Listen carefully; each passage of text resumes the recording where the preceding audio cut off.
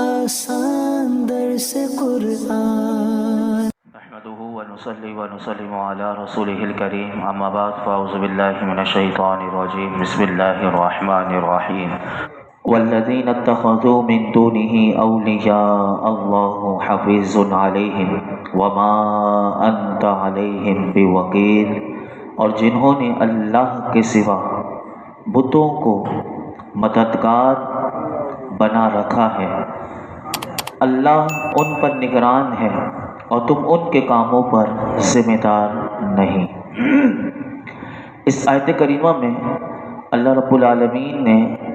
اپنے محبوب علیہ الصلوۃ والسلام کو تسلی دیتے ہوئے ارشاد فرماتا ہے، اے پیارے حبیب، آپ کی قوم کے وہ مشرکین جو اللہ کے بجائے بتوں کو پوجتے ہیں اور انہیں اپنا معبود سمجھتے ہیں، ان کے تمام اعمال اور افعال جو ہیں وہ اللہ رب العالمین کے سامنے ہیں۔ وہ قیامت کے دن انہیں ان کا بدلہ ضرور دے گا، اور اے حبیب، آپ کی ذمہ داری بس انہیں ڈر سنانا ہے۔ آپ سے ان کے افعال کا مواخذہ نہیں ہوگا، آپ انہیں رسالت کی تبلیغ کریں، ان سے حساب لینا یہ ہمارے ذمہ ہے۔ پھر ارشاد فرمایا، وَكَذَلِكَ أَوْحَيْنَا إِلَيْكَ قُرْآنًا عَرَبِيًّا لِتُنذِرَ أُمَّ الْقُرَىٰ وَمَنْ حَوْلَهَا وَتُنذِرَ يَوْمَ الْجَمْعِ لَا رَيْبَ فِيهِ فَرِيقٌ فِي الْجَنَّةِ وَفَرِيقٌ فِي السَّعِيرِ، اور یوں ہی ہم نے تمہاری طرف عربی قرآن کو وحی بھیجی تاکہ تم مرکزی شہر اور اس کے ارد گرد رہنے والوں کو ڈر سناؤ، اور تم جمع ہونے کے دن سے ڈراؤ کہ جس میں کچھ شک نہیں، ایک گروہ جنت میں ہے اور ایک گروہ دوزخ میں ہے۔ اس آیت کریمہ میں اللہ رب العالمین نے ارشاد فرمایا کہ جس طرح ہم نے آپ کی طرف یہی وحی فرمائی، جیسے ابھی آپ نے سماعت کیا کہ آپ ان مشرکین کے کاموں پر ذمہ دار نہیں، اسی طرح اللہ نے فرمایا کہ ہم نے آپ کی طرف عربی قرآن کی وحی بھیجی تاکہ آپ بطور خاص،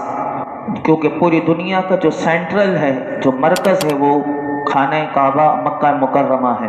تو فرمایا کہ بطور خاص مرکزی شہر مکہ مکرمہ اور اس کے ارد گرد رہنے والوں کو آپ ڈر سنائیں، یعنی اللہ کے عذاب سے ڈرائیں، اور انہیں بتائیں قیامت کے دن کے عذاب جو ہوگا اس سے انہیں ڈرائیں کہ جس میں اولین اور آخرین، آسمان والے زمین والوں کو سب کو اللہ جمع فرمائے گا، اور وہ جب جمع فرمائے گا تو فرمایا وہ دن جب آئے گا اس میں کوئی شک نہیں، بے شک وہ دن آئے گا، اور فرمایا اس دن جمع ہونے کے بعد پھر سب اس طرح علیحدہ علیحدہ ہوں گے کہ ان میں سے ایک گروہ جو ہے وہ جنت میں جائے گا اور ایک گروہ دوزخ میں داخل ہو جائے گا۔ یہاں اس آیت میں دیکھیں تو اللہ رب العالمین نے یوم الجمع فرمایا،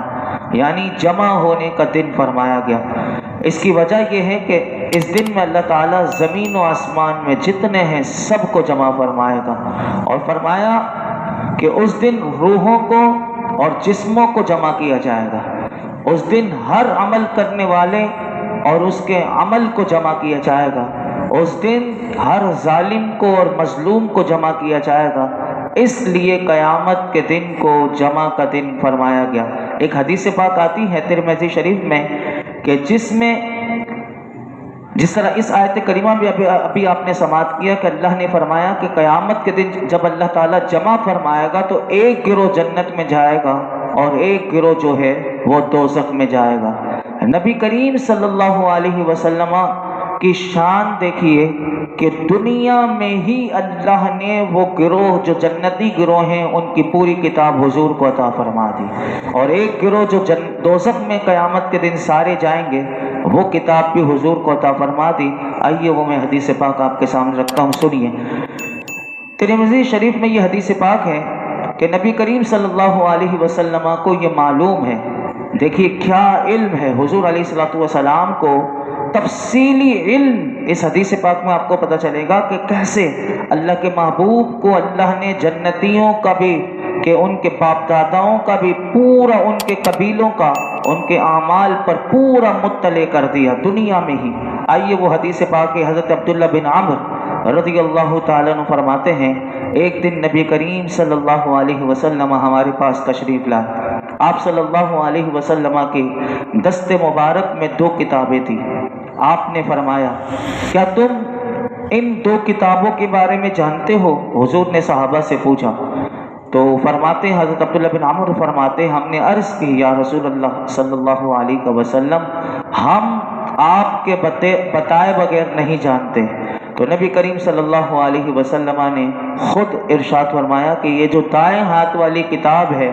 تو فرمایا اس کے بارے میں حضور نے فرمایا کہ یہ تمام جہان کے پالنے والے کی طرف سے ایک کتاب ہے میرے پاس، کہ جس میں اہل جنت، ان کے آباء و اجداد، ان کے قبیلوں کے نام لکھے ہوئے ہیں،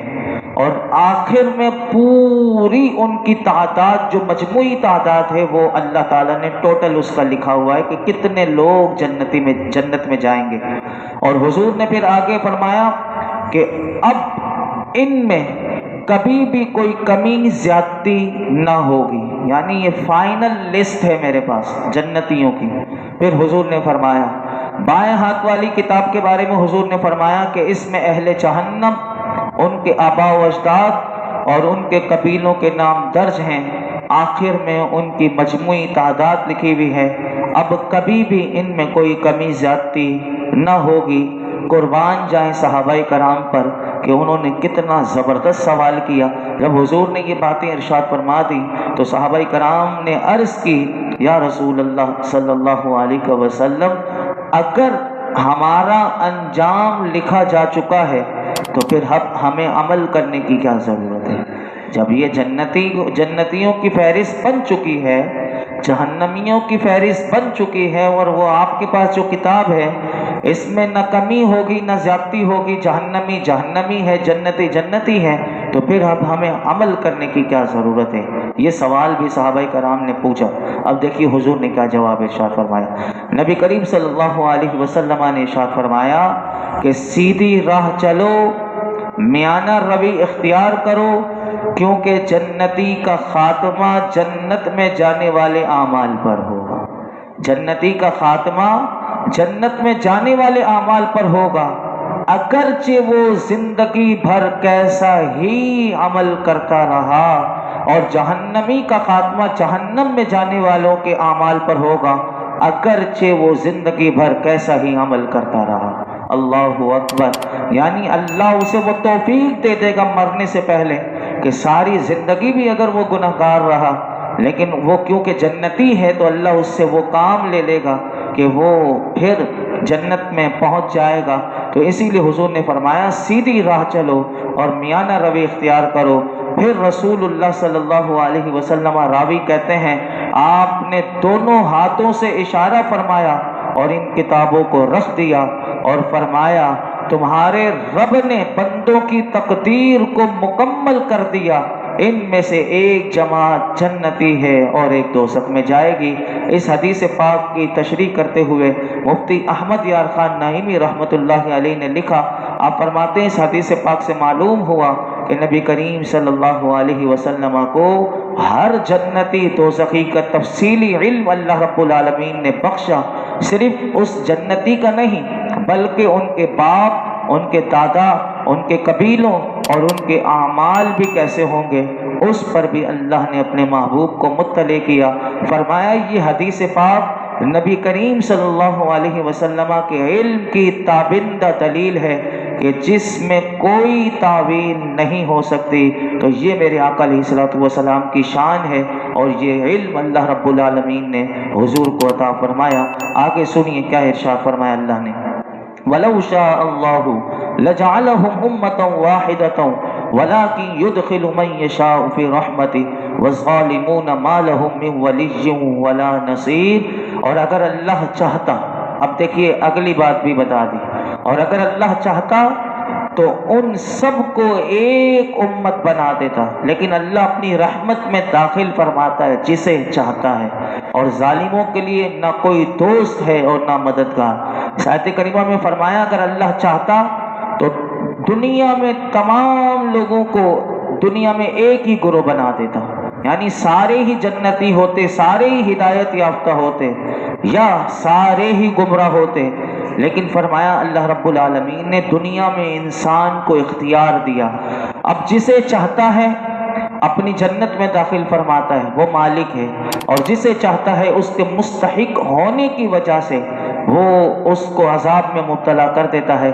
اسی لیے اللہ نے یہ نہیں چاہا کہ وہ سب کو ایک گروہ بنا دے، بلکہ دو گروہ بنائے، اور دونوں گروہ کو دونوں راستے دکھا دیے کہ کون سا جنت والا راستہ ہے، کون سا دوزخ والا راستہ ہے۔ پھر انسان کو اختیار دے دیا، عقل دے دی۔ اب دیکھیے فرشتے معصوم ہیں، وہ گناہ کر نہیں سکتے، ان کے لیے ناممکن ہے، ان کے لیے جو حکم ہے وہی کرتے ہیں، لیکن انسان کو اللہ نے اختیار دیا، تو فرمایا کہ اسی اختیار کو اس کو عقل دی، سمجھ دی، سارے راستے بتا دیے، اب اس کے لیے چوائس چھوڑ دی کہ وہ کون سے اعمال کرتا ہے۔ تو فرمایا یہ بھی سن لو کہ ان دو گروہ میں سے جو کافروں کا گروہ ہے ان کا کوئی دوست نہیں جو ان سے عذاب دور کر سکے، اور نہ کوئی ان کا مددگار ہے جو ان سے عذاب کو روک سکے۔ علامہ ساوی رحمۃ اللہ علیہ کہتے ہیں کہ آیت میں جو ظالم کا لفظ آیا اس سے مراد کفار ہیں، اور جو لوگ کفر کے علاوہ دیگر گناہوں میں مشغول ہو کر اپنی جانوں پر ظلم کر رہے ہیں تو ان کے لیے مددگار ہوں گے جو ان سے عذاب دور کریں گے، کیونکہ جو مومن ہیں اگرچہ گناہگار ہو لیکن ان کی مدد کی جائے گی۔ حدیث پاک میں آتا ہے کہ نبی کریم صلی اللہ علیہ وسلم نے خود ارشاد فرمایا کہ میری شفاعت میری امت میں سے کبیرہ گناہ کرنے والوں کے لیے، یعنی حضور نے کتنا کرم فرمایا کہ میری شفاعت بھی میں خاص طور پر ان کی کہ جو کبیرہ گناہ کرنے والے ہیں ان کے لیے قیامت کے دن ہوگی، لیکن شرط یہ ہے کہ خاتمہ ایمان پر ہو، اگرچہ گناہ گار ہو، لیکن حضور کی شفاعت سے اللہ کی رحمت سے وہ ضرور جنت میں جائے گا۔ اور ایک آیت کریمہ بیان کر کے میں اپنی گفتگو سمیٹتا ہوں۔ فرمایا ام اتخذوا من دونه اولیاء فاللہ هو الولی وهو یحیی الموتى وهو علی کل شیء قدیر، کیا کافروں نے اللہ کے سوا مددگار ٹھہرا لیے ہیں؟ تو اللہ ہی مددگار ہے، وہ مردوں کو زندہ کرے گا اور وہ ہر شے پر قادر ہے۔ فرمایا یعنی کیا کفار نے اللہ کو چھوڑ کر بتوں کو اپنا مددگار بنا لیا ہے، حالانکہ اللہ کے سوا کوئی حقیقی مددگار نہیں۔ اگر انہوں نے کسی کو اپنا مددگار بنانے کا ارادہ کیا ہے تو اللہ کے علاوہ کوئی اس بات کا حقدار نہیں کہ اسے مددگار بنایا جائے، کیونکہ مردوں کو وہ زندہ کرے گا، وہ ہر شے پر قادر ہے۔ جس کی یہ شان ہو تو فرمایا وہ اس بات کا حقدار ہے کہ مددگار بھی اسے ہی بنایا جائے، جبکہ یہ بت جو ہیں یہ تو خود عاجز ہیں اور ان میں کسی طرح کی قدرت نہیں، تو پھر ان کی اوقات یہ کہاں ہے کہ انہیں مددگار تسلیم کیا جائے۔ تو یہ باتیں بار بار مشرکین کو اور آج بھی جو کفر کرتے ہیں، جو شرک کرتے ہیں، ان کے لیے قرآن حکیم میں یہ بہت بڑا پیغام ہے کہ اللہ رب العالمین ہی حقیقی مددگار ہے۔ اس کے نیک بندے، صالحین بندے جو مدد کرتے ہیں وہ اللہ کی عطا سے ہی کرتے ہیں، اللہ نے انہیں اپنی مدد کا مظہر بنایا ہے، تو کوئی ان کی مدد کو یہ نہ سمجھے کہ یہ بھی شرک ہو جائے گا۔ تو دونوں باتوں کو ذہن میں رکھنا چاہیے۔ اللہ رب العالمین ہمیں صحیح عقائد پر زندگی عطا فرمائے اور صحیح عقائد پر ہی ہمیں اللہ خاتمہ بالخیر فرمائے۔ الحمدللہ رب العالمین والصلاة والسلام علی سید الانبیاء والمرسلین وعلی آلہ واصحابہ اجمعین۔ یا رب العالمین ہم سب کا نماز عشاء ادا کرنا، درود و سلام پڑھنا، درس قرآن سننا سنانا اپنی بارگاہ میں قبول فرما۔ ہمارے لیے سیکھنا سکھانا آسان کر دے، سمجھنا سمجھانا آسان کر دے، غور و فکر کی توفیق عطا فرما، عمل کی توفیق عطا فرما، ہر قسم کی بدبختی سے، گمراہی سے، یا اللہ زوال نعمت سے، تیری نافرمانیوں سے ہمیں محفوظ فرما۔ مولائی کریم تو ہم سے ہمیشہ کے لیے راضی ہو جا، ہماری ہمارے والدین کی ساری امت مسلمہ کی بے حساب مغفرت فرما، دنیا اور آخرت کی ساری بھلائیاں خیر عطا فرما، دونوں جہانوں کی ذلت اور رسوائی سے بچا یا رب العالمین۔ آج تک ہم نے جتنی دعائیں مانگی ہیں آئندہ مانگتے رہیں گے، پروردگار عالم ہماری تمام دعاؤں کو قبول فرما۔ یہ جتنے حاضرین موجود ہیں اللہ، جس کی جو مراد ہو، جو حاجت ہو، مولائی کریم جو پریشانی ہو، تو سب جانتا ہے اللہ، سب کی حاجتوں پر اپنی رحمت کی نظر فرما۔ وصلی اللہ تعالی علی خیر خلق محمد وعلی آلہ وصحبہ۔